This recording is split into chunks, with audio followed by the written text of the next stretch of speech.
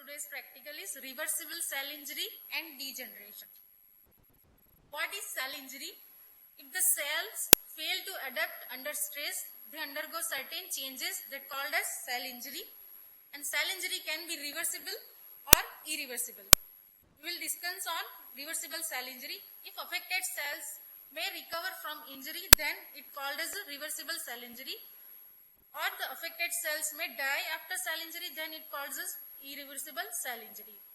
What are the various causes of cell injury?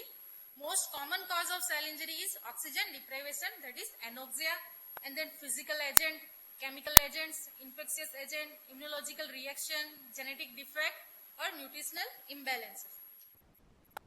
For the various form of reversible cell injury, that are cellular swelling or cloudy swelling and fatty changes. First, about the cellular swelling. It is the most commonest and earliest form of cell injury and affect only parenchymal cells of the organ. The changes are mild and reversible. The accumulation of water in the tubule cells is usually due to hypoxia of the tissue, with the resultant decrease in aerobic respiration in the mitochondria and decrease the production of ATP. The most common organ affected are liver, kidney, heart, and voluntary muscles. Grossly, the affected organ are enlarged, pale, and soft. The cut surface is opaque and bulged outward. The microscopic changes: cells are swollen, microvasculature are compressed due to influx of sodium and water in the cells. And there is a small clear vacuole seen in the cells. Vacuoles represent the distended cisternae of endoplasmic reticulum. This is the normal histology of kidney, showing the glomerulus, boundless capsules, and various tubules. Compare with this normal with this picture of cloudy swelling of kidney, showing the dilated tubular cells. This is also cloudy swelling of kidney with the granular cytoplasm of tubular cells. This is the high power, showing the dilated tubular cells having a granular cytoplasm that occlude the lumen of tubules. Now the fatty degeneration or fatty changes. This is the abnormal accumulation of triglyceride with parenchymal cells, and droplets of fat accumulate in the cytoplasm and push the nucleus toward the periphery. The organ affected are liver, kidney, heart, and muscles. Grossly, the organ are enlarged, pale, yellow, and soft in consistency and greasy to touch. Microscopically, there is a minute vacuoles close to the nucleus, and these vacuoles are coalesced to form a clear space with the nucleus pushed to the periphery. See the gross picture of fatty liver. Liver is enlarged with rounded margin. Compare with the left side normal liver. There is a brownish color with sharp margin, and cut surface bulged slightly and pale yellow, soft in consistency and greasy to touch. See the rounded margin of pale colored liver. This is a cut section of fatty liver with yellow tinging seen on cut surface. This is a normal histology of liver, showing the portal tract, central vein, and cords of hepatocytes. Compare with this fatty liver. See the normal liver and picture of fatty liver. There is showing of various fatty vacuoles seen in the hepatocytes. Microscopically, there are numerous lipid vacuoles seen in the cytoplasm of hepatocyte. Initially, there is a microvascular, the fat droplets small in size and seen around the nucleus. And after that, there is a small microvasculature convert into macrovascular on progress post nuclear periphery. Lipogranuloma may develop in long-standing cases. This is the high power. Firstly, there is a microvascular changes, the small vacuoles seen around the nucleus, and then these all small vacuoles coalesce, form large vacuoles and push the nucleus toward the periphery.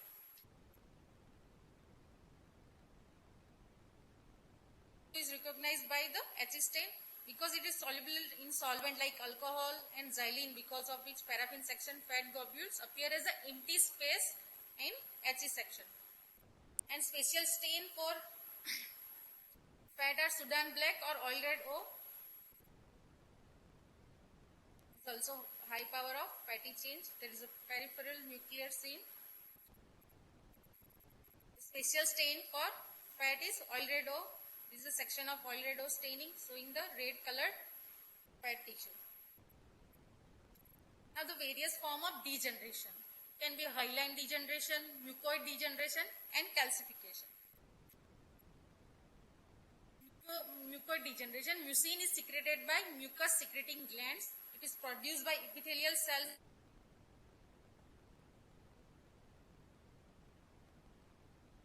and connective tissue. When it affects the epithelium, called as colloid degeneration or mucoid degeneration, and when it affects the connective tissue, it called as myxomatous degeneration.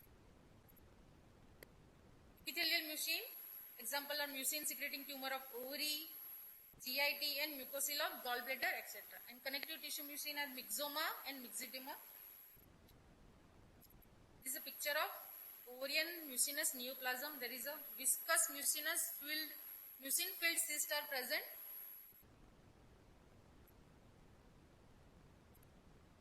Microscopically, mucin is recognized by its structureless slight basophilic appearance in He section, and droplets of mucin appear in the cytoplasm always to distend the cells and ultimately rupture it. See, there is a basophilic structureless material appear in He section. This is also mucin. In the background of mucin, there is an island of tumor cells. All these are mucin. This is also mucin.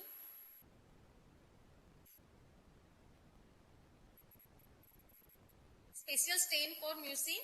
It can be stained by PA stain, Alcian blue and muciceramine stain. This is a section of PA stain in which there is a magenta color represent the mucin in the tissue. Now the hyaline degeneration. This term refers to alteration within the cell or extracellular space that give a homogeneous glassy pink appearance in routine He stain slides. It can affect both epithelium as well as connective tissue. Hyaline degeneration can scarcely be recognized microscopically unless it is very much advanced. The affected tissue becomes structureless, homogeneous and stained pink with eosin. Most common site, epithelial hyaline changes are seen in liver cell, tubular epithelium of kidney and corpora amyloidosa of prostate. These are the example of epithelial hyaline changes. Now the connective tissue hyaline changes seen in Zenker degeneration of muscles, in connective tissue tumors, also seen in atherosclerosis and scar present in tissue. This is the hyaline change, structureless, pinkish, homogeneous material. This is a hyaline change. It's the atherosclerosis, hyaline changes around the blood vessels. It's also atherosclerosis, high power showing the hyaline changes. Is the corpora amyloidosa in the prostate. Is also example of hyaline changes. Now the calcification, or calcareous degeneration. It is the abnormal tissue deposition of calcium salt with some amount of iron, magnesium, other minerals. There are two types of calcification: dystrophic calcification and metastatic calcification. Dystrophic calcification occur in dead or dying cell in which serum calcium level is normal. Example of calcification in dead tissue. First one is caseous necrosis seen in TB, the most common site for dystrophic calcification, and seen in liquefactory necrosis in chronic abscesses. Fat necrosis following acute pancreatitis or traumatic fat necrosis in breast result in deposition of calcium salts. Infract may undergo dystrophic calcification and thrombi, especially in vein, may produce phlebothrombi. And hematomas in bone may undergo dystrophic calcification, and dead parasite like cystosoma egg may show dystrophic calcification. Now, calcification in degenerated tissue. So, dense scar may undergo hyaline degeneration and calcification. And atheroma in aorta, coronaries frequently undergo calcification. Calcinosis QT. This condition in which there is irregular nodular deposition of calcium salt in skin and subcutaneous tissue. And senile degenerative changes may be associated by the calcification. Now, second type is metastatic calcification. Occur in vital organ associated with hypercalcemia. The organs affected are stomach, lungs, kidneys, and arteries. It occur in the following two conditions, that is excessive mobilization of calcium from bone or other excessive absorption of calcium from GIT. Now, what are the causes of excessive mobilization of calcium from bone? That is hyperthyroidism, bone lesion like multiple myeloma, metastatic carcinoma, and prolonged immobilization. Now, the excessive absorption of calcium from GIT due to hypervitaminosis D and hypercalcemia of infancy. Grossly, the calcification is seen as an extensive deposition. The tissue is gritty to fill and cut with difficulty. And microscopically, basophilic granules or small clumps in edge section is seen, and calcium salt deposit in laminated manner that called as a Samoma body, that frequently seen in papillary carcinoma of thyroid and adenocarcinoma of GIT. This picture showing the calcification. This is a whitish nodular area. This shows the calcification. The Samoma body laminated by layer arrangement of calcium deposition. This is called as a Samoma body. It is also a Samoma body concentric arrangement of calcium. Calcification seen in vessel wall, middle vessel wall, that was Mongard sclerosis. Also a picture of calcium. All this bluish basophilic material calcification. So, Samoma body.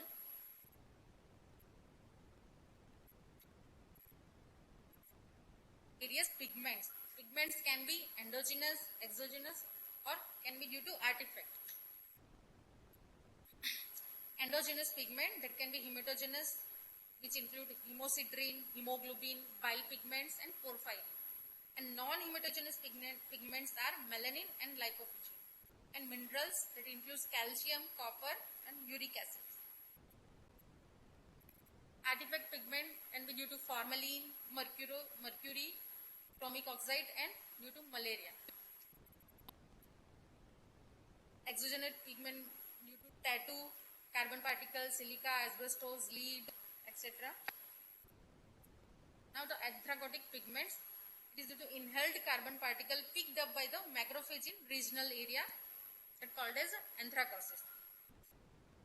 This is a picture of anthracotic pigment. This is a section of lung. These blackish pigment are anthracotic pigment. Now, the asbestos is long, thin, silica-like crystal, usually of the mineral group calcite.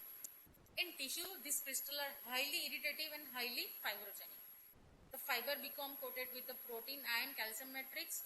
These are called as ferruginous body because they are highlighted with the iron stain. This is a picture of asbestos body, that is long sliding material. This is asbestos body.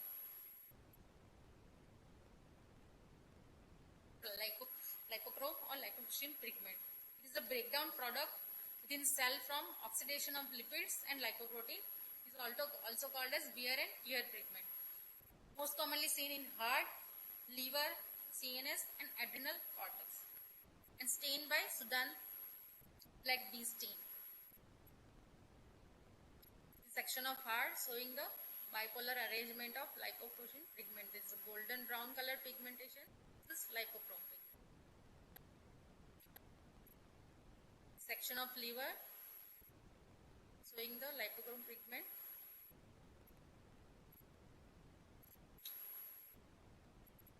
The melanin. It's a brown black pigment seen in skin, adrenal, diameter of meninges and choroid of the eye.